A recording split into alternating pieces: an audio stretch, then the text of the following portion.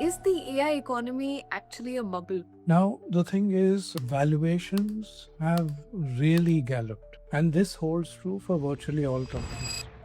The more AI tools are used, for each usage, a loss figure is attached. So, we're in a situation more the users, more the losses. But then, when it comes to stock market, there's so much of a perception. There's a runaway euphoria Yeah. with the result that even if a company is having, let's say, just 10% of its operations connected with AI, it's being labeled as an AI leader and the share prices are galloping.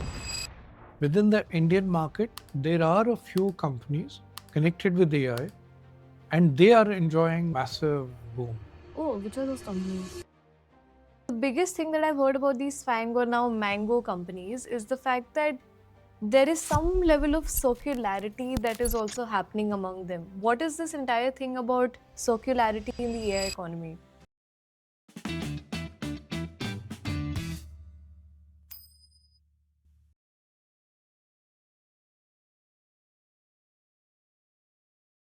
Hello and welcome to another episode of the Raody Show. I'm your host Arunima Rao and with me is my co-host Mr. Vijay Rao. So your favorite dad and daughter duo are back. Today we'll be speaking about one topic which has been trending everywhere for the last, 1 year or so, which is AI. But my question to you is the AI economy actually a bubble? Now, the thing is, valuations have really galloped without any profits in sight. And this holds true for virtually all companies. The more AI is being used, the more AI tools are used. For each usage, a loss figure is attached to the AI company. Correct. So we're in a situation more the users, more the losses. Correct. So it is still largely unproven that AI benefits companies substantially enough for them to really save so many costs. The jury is still out there. And when it comes to the benefits to companies, that is also not very clear because when it comes to implementation, it's very uneven. AI tools are not uniformly applied by all the employees of the company. In fact, there's a growing movement where people are even sabotaging the use of AI within their company. Oh. Apart from the antics of token maxing and, you're ensuring that your company bleeds financially, but the benefit of AI is not accruing to the company. Yeah. And the biggest contention is this that the bottleneck has changed. Earlier, the bottleneck was okay, we need X number of developers to ship these many products. But by letting go of the developers and making AI do most of the job, now you need folks to review that code because it's coming out in so much volume. And sort of senior developers that are required to review that code has also increased. And so that is now the new bottleneck, not at the early stage of shipping products, but at the later stage. And so it creates a question mark on the number of products one even ships despite AI being part of the workflow. True, true, true. That part is totally true. Is in the domain of factual or materially important things. But then when it comes to stock market, there's so much of perception. There's a runaway euphoria. Yeah. With the result that even if a company is having, let's say, just 10% of its operations connected with AI, it's being labeled as an AI leader. Correct. And the share prices are galloping. Not just that, even if you look at the tweets, someday it'll be OpenAI just killed Claude, then the other day it'll be Claude was killed by Gemini. So there's a constant fight between the top AI giants, and that's what creates a lot of the hype. There is a clear perception gap in terms of the actual usage, the actual capability, and what is reflected even in the stock market. Absolutely. So, in fact, it's become a nightmare for analysts to figure out how much of this company's turnover is attributable to AI operations. And even 5-10% involved companies also are being labeled as AI leaders, and that's completely changing the perceptions. So, that is what is leading to a doubt that whether all this is a bubble, because exact same thing happened during the dot-com craze. Okay, what happened If then? anybody was called a dot-com, no matter what your name of your company is. You just add .com and you would go up 10 times. Oh, it's like dot .ai now.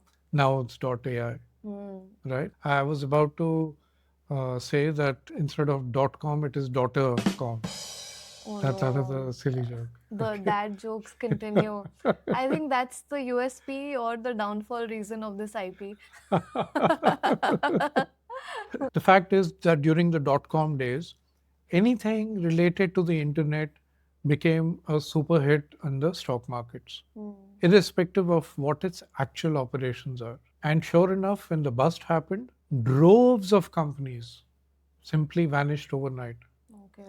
And even the survivors, like let's say Amazon survived, Cisco survived. But it took them a decade plus for the share price to come back to the .com peak.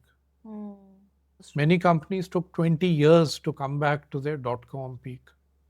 Right. So that craze we find is manifesting not just on the Nasdaq, but even the stock exchanges of Korea and Taiwan.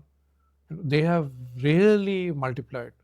Right. So which means if it is overstretched and overvalued and a correction or a fall is imminent, then here maybe there is a small silver lining for India.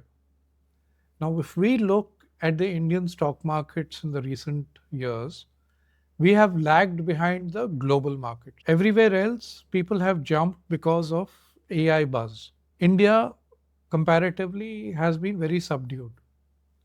So, when there is a bust or at least a deflation in the bubble of AI and markets clamber down, at that moment, India will be largely unaffected because we never went up in first place. Okay. I mean, This was not a dad joke. yeah, this is both good news and bad news, I guess. True. So the reason why FIIs fled, for example, was relative non-performance of Indian markets, Yeah. right? Once the bubble kind of dissipates there in the developed markets, then a lot of the FII money will return to India because now they'll find it relatively a better option. Yeah. Makes sense. So I guess the Indian economy has been relatively cushioned because even today, AI is still a net importer of AI tools from abroad. And so because we weren't exactly at the frontier of this tech, it can potentially also shield us from a potential burst happening. Absolutely right. However, at the same time, I want to quickly add that within the Indian market, there are a few companies connected with AI and they are enjoying a massive boom. Oh, which are those companies? Some of them have been locked in 5% filters, upward filters all the time. Sterlite Technologies is a company which belongs to, in fact, the Vedanta Group, Anil Agarwal's group. Then you have Persistent Systems, then Tata Elxsi. Now, here is a company which also is connected with EVs. So it's a double play, not just AI, but also electric vehicles. And that has what helped become Tata's become the leaders in the EV space in India in four wheelers. They have Tata Power also. Tata Motors is having benefits of other Tata companies connected in the electrical space. Okay, just gonna pause here and say that none of these stocks that we mention are buy or sell recommendations. Please uske baad video dekh ke don't start randomly buying them and adding them to your cart on a stockbroking app. This is only to figure out what are the companies being able to ride this AI trend and also what are the stocks that we should be studying. Yes. Yeah, coming and back. what are the linkages that exist between the AI sector and the companies which may not be pure play AI sector, but they have connections. Persistent Systems is liked by many investors simply because it's in the mid cap category. Okay, so that's kind of like the USP. Correct, correct, Okay. correct. Because many of the companies are actually still small cap. But for those who feel safer with mid caps, then Persistent Systems is a good option. Understood. And for Tata Elxsi, you mentioned the intersection between EV and AI makes it slightly niche. What about that company that I've heard a lot about, Coforge? Okay, maybe you heard so much about it because earlier It had a name which was far more known, NIIT Technologies, the one Oh. promoted by Rajendra Pawar and Vijay Thadani, both of whom I've interviewed in the last 35 years several times. This company is now present in 25 countries Hmm.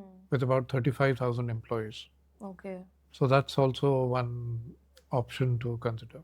Coforge is connected with AI native engineering, and they're also a lot into data analytics and cloud computing. What are some other companies that we should be studying in this space? MTAR Technologies comes to the mind. Hmm. They are into the powering and cooling of data centers. Okay. Then we have E2E networks, which has cloud computing and GPUs as a service. GPUs, of course, we know are graphics processing unit, Hmm. which became the big thing after NVIDIA started making them. And earlier, the crown belonged to CPU, Central Processing Unit of Intel. The most direct play on AI from India, at least, is the Netweb Technologies. And why is that? Well, this company is engaged mainly in AI compute infrastructure. Okay, that's why. Yeah. Understood. And that becomes a very big ticket expense. Hmm. AI compute is the biggest factor in all their operations. What are some companies that play on the edge cases when it comes to AI usage? Okay, there's one which sounds like Apple. Remove the P and put an F. Apple. Apple. They're into digital advertising, and the effectiveness can be increased using AI tools. Now, KPIT Technologies is also a good example which matches Tata Elxsi, because this company is at the intersection of AI as well as mobility. So we're talking about vehicle mobility and technology needed for the vehicles. Yeah, autonomous driving, I'm Yeah, assuming. correct. Now, the thing about these FANG companies, now I think they're called something like Mango. Oh yeah, I heard it's now Mango. Yeah, I guess it's pretty apt given the mango season right now in India as well. Yeah.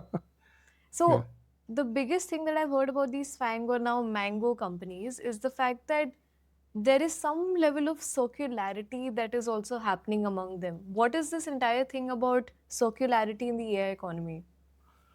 So now, in simplest terms, let's say we have an income of 1 lakh each. Hmm. Okay. But we say that, okay, I'm going to clear up your desk and you give me 50,000 for that job, right? And you say, okay, here is the 50,000 and I will also clear up your desk Hmm. and you give me 50,000 back. It's the same 50,000 that's coming back to me. So your income now is 1.5, mine is 1.5. Hmm. We do it again, it becomes 2 lakhs, 2 lakhs. Damn, this is... So many of the companies are doing this in a way that inflates their revenue. So the revenue that they're recording in the under the garb of AI may not actually be proper revenue, concrete revenue. It might just be an accounting gimmick. That would be uh, really intense language, accounting gimmick. Some value is being added, Hmm. but far more is appearing on the books. Okay. So it is not as great an amount as the actual work being done or the actual value being added. Hmm. Sometimes it is not even money which is being paid. For example, if it's Azure owned by Microsoft, they are only giving credits. So they're saying, Microsoft is saying, I'm investing, let's say, $100 million in you. And that 100 million goes back into their company by subscribing to the services of Azure. Damn, I didn't think about it like that. And the same thing with NVIDIA. They are giving money to companies, which in turn will buy the chips made by NVIDIA. I just want to facepalm right now. Like, this feels like it's a start of something huge, and this might just burst, and entire countries might get affected because of this. The list is so long, there are dozens of companies. Hmm. And it's like a spider's web of transactions which are happening. Hmm. And again, during the dot com crash, similar circularity was observed. Okay. So, this is one of the clues that yes, something is happening which is overstating the income of companies. And if this bubble bursts, right, what are the countries that will most be affected by it? That would be easy to answer.